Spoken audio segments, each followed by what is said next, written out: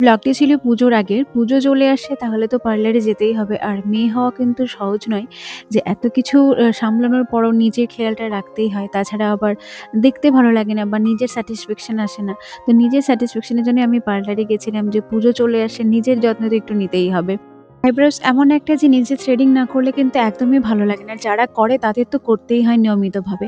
তো আমি নতুন শুরু করেছি ওয়্যাক্স করা, যেটা আমি আগে করতাম না কোনোদিনও। রিসেন্টলি বিয়ের পর থেকে আ কিছুদিন থেকে শুরু করেছি। তো এখন না করলে আর ভালো লাগে না। তাই পুজো আসে সামনে, তো ভাবলাম তো করতেই হয়, স্লিভলেস পরবো বলে কথা। যদি ১৫ দিন পর করানো যায় তাহলে কিন্তু অতটা কষ্ট হয় না যতটা একসাথে ওঠালে লাগে। তো আমার লেট হয়ে গেছিল যেতে আমি সময় পাইনি। তাই এবার একটু কষ্টটা বেশিই হয়েছিল, প্রচুর লেগেছিল। এই যে এমন একটা মুহূর্ত যখন আমার মন শূন্য হয়ে যায়, আমি শুধু ভাবি যে কখন আমি জয় রাধে বলব। কারণ জয় রাধে বলা ছাড়া আর কিছুই বেরোয় না মুখ দিয়ে। এত লাগে বলার মতো।